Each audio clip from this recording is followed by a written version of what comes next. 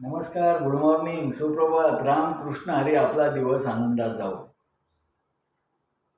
दिवाळीचा सण मोठा नाही, आनंदाला तोटा असं म्हटलं जातं. कारण दिवाळी हा प्रकाशाचा सण आहे.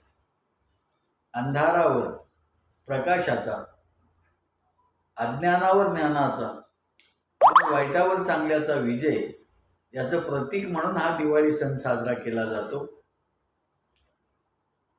हिंदू धर्मशास्त्रामध्ये एक अशी आख्यायिका आहे. प्रभू रामचंद्र 14 वर्षाचा वनवास भोगून ज्यावेळेस अयोध्येमध्ये आले, त्यावेळेस संपूर्ण अयोध्या नगरी रांगोळ्या काढून, सडा शिंपण करून, दिवे लावून प्रभू रामचंद्रांचं स्वागत केलं गेलं.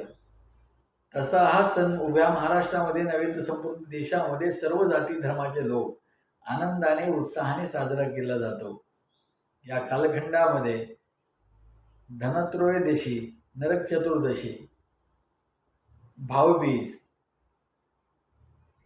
पाडवा या प्रत्येक दिवसाचे एक आगळं वेगळं महत्त्व मानलं जातं. 3.5 मुहूर्तापैकी एक असणारा पाडवा ही याच कालखंडामध्ये येतो.